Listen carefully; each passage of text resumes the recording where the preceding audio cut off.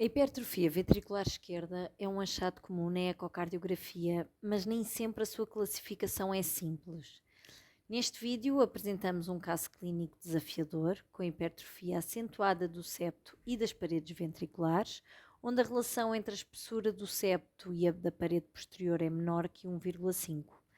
Isso inviabiliza o diagnóstico de hipertrofia assimétrica, mas que implicações é que isso traz num caso como este?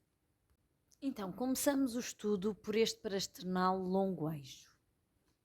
E o que mais salta à vista são as paredes ventriculares esquerdas.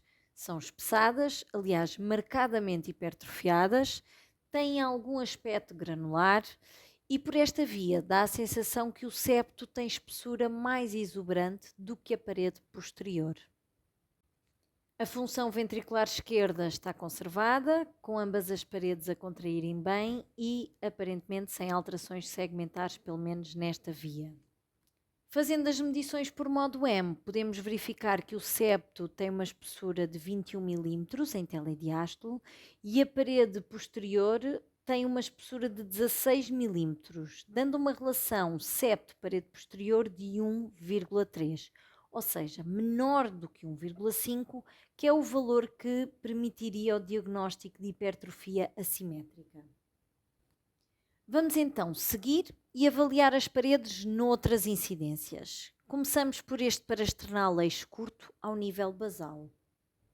Confesso que neste corte a hipertrofia do septo já não me parece tão acentuada em relação às restantes paredes, mas mal desço para os segmentos médios consigo perceber uma certa assimetria de hipertrofias, sendo toda a parede septal gravemente hipertrofiada. Mas medindo as paredes septal e a parede posterior, continuo com uma relação de 1,25. Passo para a janela apical no corte 4 câmaras e conseguimos perceber que tanto o septo como a parede posterior têm uma zona miocárdica hiperecogénica, sendo a área septal hiperecogénica maior do que a da parede lateral. Nos casos com hipertrofia do ventrículo esquerdo, é muito importante avaliar a parede livre do ventrículo direito. Então, orientando a sonda para as cavidades direitas, confirma-se uma boa função do ventrículo direito com a parede livre com espessura no limite superior da normalidade, 5 mm.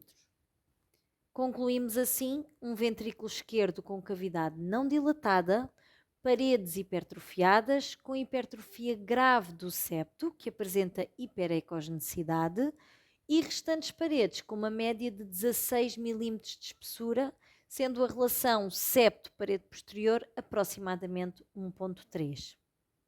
É importante também referir sem alterações assimétricas da contratilidade segmentar.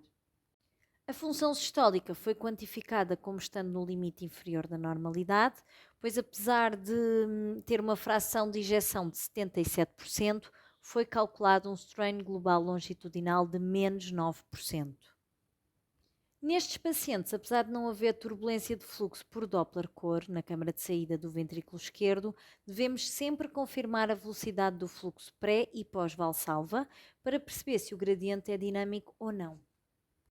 Por fim, gostaria de sublinhar a importância do ecocardiograma transtorácico nestes casos, em que a hipertrofia está no limite borderline para ser diagnosticada como assimétrica, característica da miocardiopatia hipertrófica.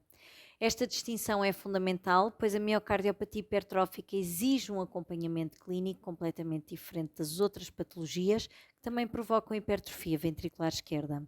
Espero que tenham gostado e que voltem para o próximo vídeo.